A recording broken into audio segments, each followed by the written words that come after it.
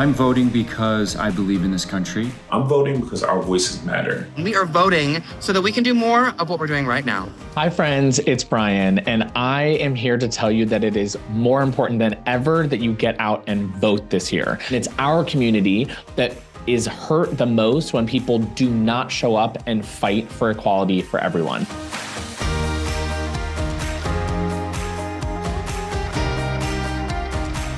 I'm voting because voting is the most powerful tool we have to protect our rights, to protect our future, and to protect democracy. I'm voting because I want to stay free. I want to have reproductive rights. I want to have rights for the LGBTQIA community. In the fight for civil rights, there are a lot of steps to get there, and having an administration that is pro-equality is better for everyone. Oh, I'm voting. I gotta protect my rights as well as the rights of my LGBTQ siblings. I'm voting now because it's more important than ever that we preserve our democracy. I'm voting for my freedom.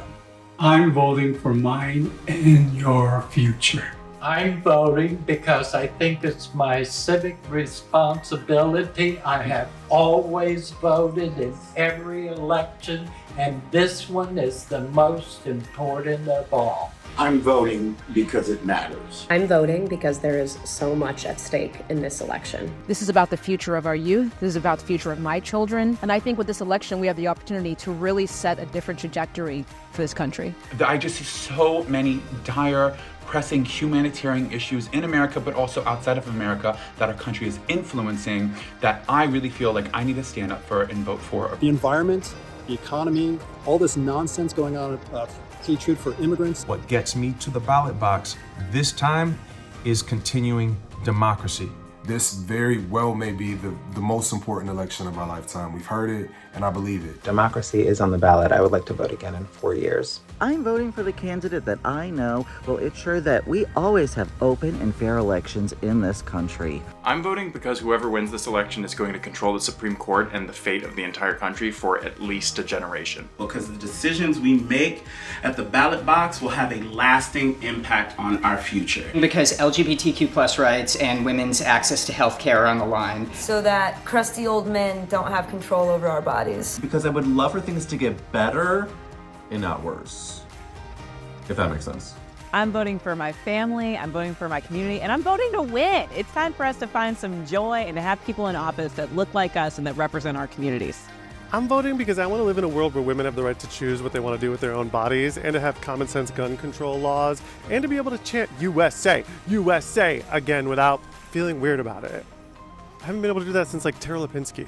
The last time that I didn't vote was for Kelly Clarkson in American Idol, and the amount of shame that I got from my community, I never want to feel that again.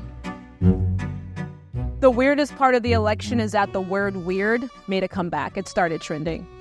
That's been the weirdest part.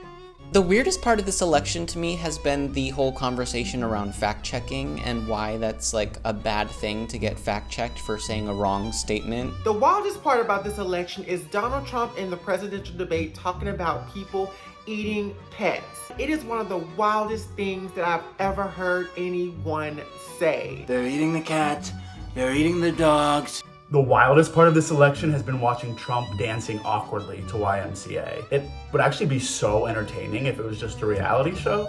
Unfortunately, it's just reality. The wildest part about this election is that Donald Trump is still a viable Republican candidate. The weirdest thing about this election is watching Donald Trump match his foundation.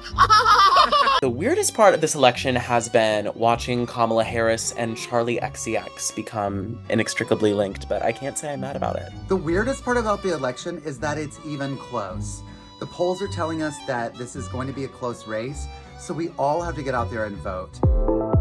My hope for the future of this country is that trans people and all queer people can just live our damn lives being unbothered. I hope one day as a country we get to the point where queer kids never have to feel alone or in danger ever again. A world where trans kids' existence isn't up for debate. Where trans rights are just a thing that everyone accepts. I want less division, more unity, and a country where we care more about equality than our pocketbooks. I hope in the future we don't have to have our rights debated every single time there's an election. We've been doing this since Anita Bryant, and it's exhausting. Is that compassion isn't considered revolutionary. Is that we can get back to a place of civility, respect, love even.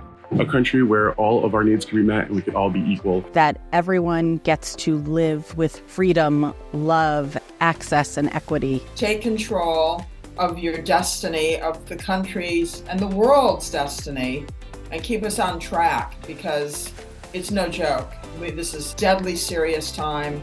Vote blue all the way down the ticket wherever you are. Remember to research the down ballot races in your community. They are just as important, if not in some cases even more important. All of these offices make critical decisions every single day that impact all of our lives. So do it. Get out there. Vote. We're not going back.